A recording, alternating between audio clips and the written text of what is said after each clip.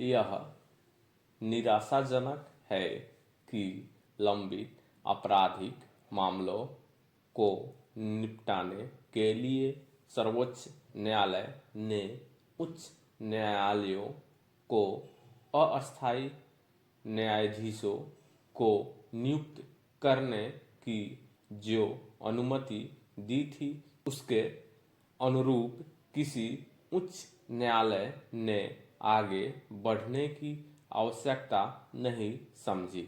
वैसे तो supreme court ने उच्च न्यायालयों को अस्थायी न्यायाधीश नियुक्त करने की सुविधा करीब 4 वर्ष पहले प्रदान की थी, लेकिन कोई प्रगति होते न देख उसे लगभग 1 महीने पहले अस्थायी न्यायाधीशों की नियुक्ति संबंधी शर्तों में छूट भी प्रदान कर दी थी।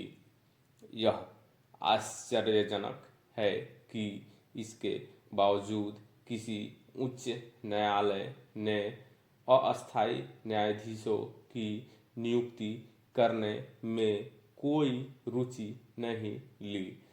क्या इसका आशय यह है कि उच्च न्यायालयों को लाखों लंबित मामलों का निपटारा करने की कोई चिंता नहीं?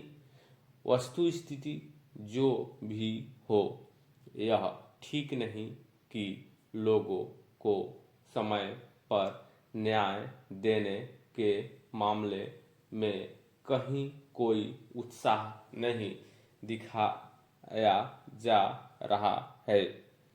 इसकी अनदेखी नहीं की जा सकती कि देश के सभी उच्च न्यायालयों में करीब 62 लाख मामले लंबित हैं। इनमें से 18 लाख मामले आपराधिक हैं।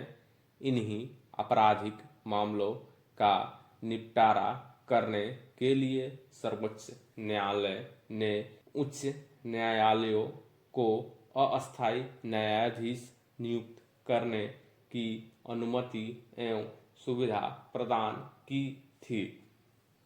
उसने यह अनुमति प्रदान करते हुए अस्थायी न्यायाधीशों की नियुक्ति करने के कई कारण भी बताए थे और वह भी स्पष्ट किया था कि अगर रिक्त पद स्वीकृत संख्या के 20% से अधिक हों तो उच्च न्यायालय अस्थायी न्यायाधीशों की नियुक्ति कर सकते हैं। कोई नहीं जानता कि यह नियुक्तियां क्यों नहीं की गई, क्योंकि देश का शायद ही कोई उच्च न्यायालय ऐसा हो जहां न्यायाधीशों के पद रिक्त न हों। करीब 2 माह पूर्व राज्यसभा में दी गई एक जानकारी के अनुसार विभिन्न उच्च न्यायालयों में करीब 350 पद रिक्त थे।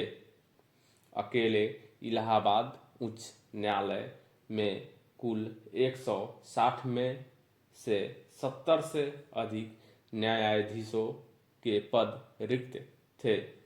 इसी तरह की स्थिति अन्य अनेक उच्च न्यायालयों की भी थी। यह पहली बार नहीं है जब उच्च न्यायालयों ने न्याय चक्र को गति देने में उत्साह का प्रदर्शन न किया हो। इसके पहले यह सामने आया था कि उच्च न्यायालय पूर्व एवं वर्तमान जनप्रतिनिधियों के आपराधिक मामलों की सुनवाई कर रही एमपी, एमएलए अदालतों की अपेक्षित निगरानी नहीं कर रहे हैं। उचित यह होगा कि सुप्रीम कोर्ट और साथ ही केंद्र सरकार यह देखे कि उच्च न्यायालयों से जो कुछ अपेक्षित है वह क्यों नहीं हो रहा है। इसी के साथ यह भी आवश्यक है कि न्यायाधीशों की नियुक्ति की कॉलेजियम व्यवस्था में भी सुधार हो, क्योंकि उच्चतर न्यायपालिका में अस्थायी न्यायाधीशों के रिक्त पदों को भरने में बहुत समय लगता है।